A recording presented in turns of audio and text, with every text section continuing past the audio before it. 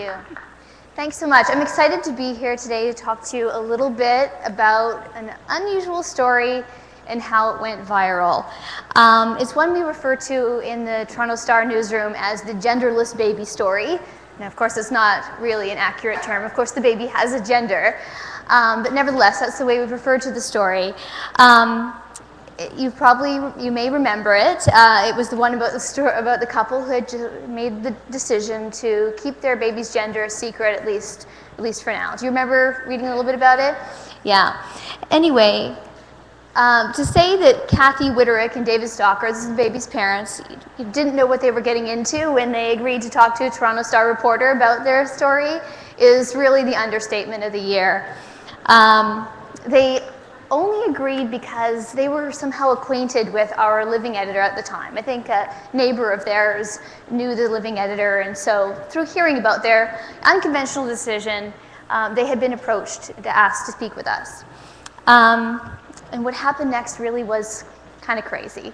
So on Saturday, May 21st, their story went online on parentcentral.ca. That's the Toronto Star's parenting website, of which I'm the editor. Exactly around the same time that the A1 story was hitting doorsteps, around the GTA. And what really struck me, of course I knew that the story would get comment, it would be read, of course, but what struck me was the way, when I tweeted it out, the Twitter feed just, really lit up with people sharing this story, retweeting it, passing it on, commenting. And of course, back at the office, the comment moderator was working really hard as really the world began to weigh in on this story of one family. Some of what we heard in the comments was supportive, but really most of it was pretty vicious. The couple were accused of using Storm as a social experiment. Can you still hear me? Yeah, okay.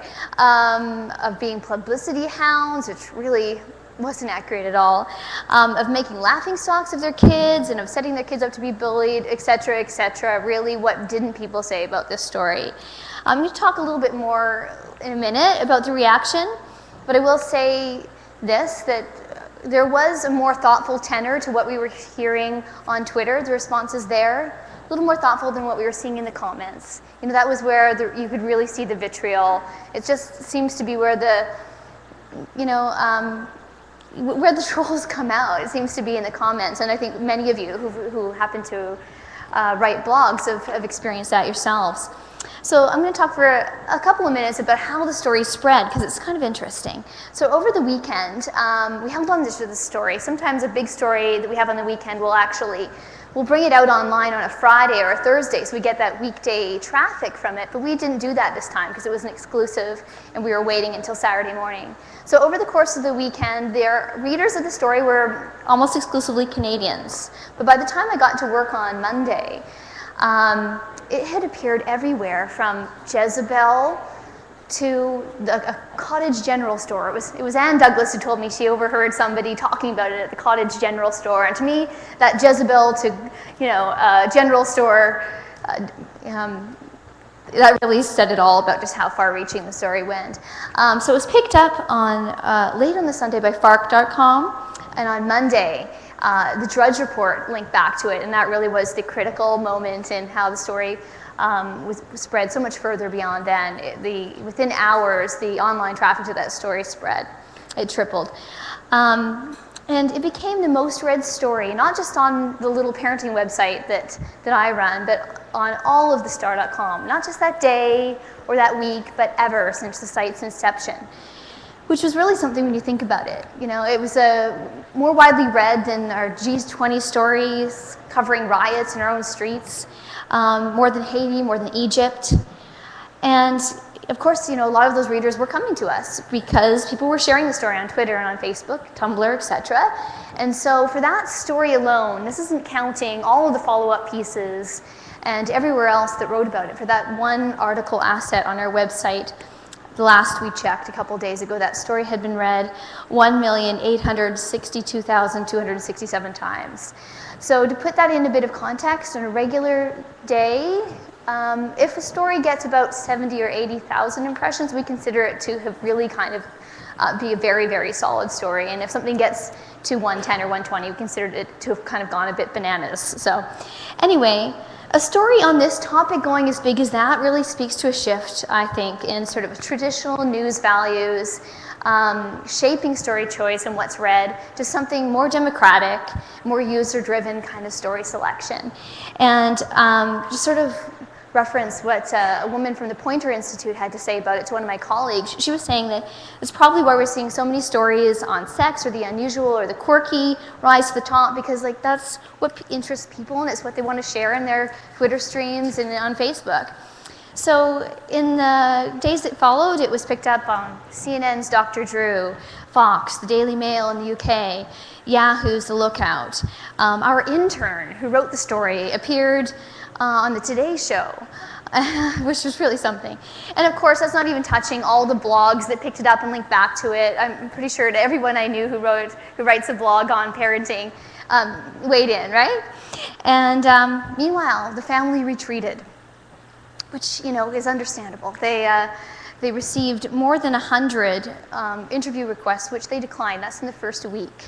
And that's including opportunities to come and be on the Today Show themselves, all expenses paid trip to New York for their families. And I really do believe that you can understand their shock at the reaction. I mean, on The View, the ladies on The View, we're talking about her. Joy Behar said something like, I don't get it. It's like the baby was born and they say, congratulations, it's an it.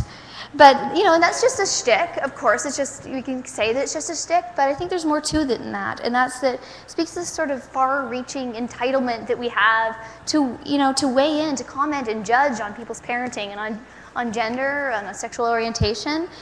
So Storm's mom, I don't know if I mentioned it yet. Yes, the baby's name was Storm, so they gave the baby a gender-neutral name, of course. She wrote one response, and in it she said that it was a strong, vitriolic response she just hadn't expected. She'd been in shock from it. And she said that, the voices demonstrated just how much parents really are in the world's critical eye. And that really rung home for me as someone who has been running a parenting website and working in this field for about 10 or 12 years. The way we seem to feel that we can weigh in on how other people are raising their children is really kind of astounding. So I felt that people they didn't necessarily read the whole story before they had made up their mind about it. Or they weren't reading closely enough because the couple really hadn't, if you read her response, if you read the story fully, the couple really hadn't picked the idea up off the shelf and decided to go this way with their baby, keep his or her gender a secret for some sort of political statement. They really hadn't. What they had was a child who didn't fit traditional gender mold. That just happened in their family. Jazz, the little boy who's now about 5 or 6, his grandparents took him shopping for his first pair of shoes. He gravitated to orange ones with pink flowers on them. He wanted to wear his hair out grow his hair longer. He preferred to wear dresses. And something I think that also was glazed over is that the family never said that they were going to keep the baby's gender under wraps for a long time. They just wanted to delay it for a little bit and let him come to it on his own. So the only thing that I can really come up with to explain all the negative reaction is that I guess there's just so much overwhelming choice for parents today in how we raise our children that we're somewhat desperate to grab onto something and sort of say, well, that's wrong. At least I'm not screwing my kids up in that particular way. And, I guess if there's one thing I hope to convey here, it's just maybe a reminder, I think we all know it, but just to give a little extra thought, maybe take one more moment longer before making an opinion on someone else's family because, oh my God, what if it was your family and the world was watching? Thanks.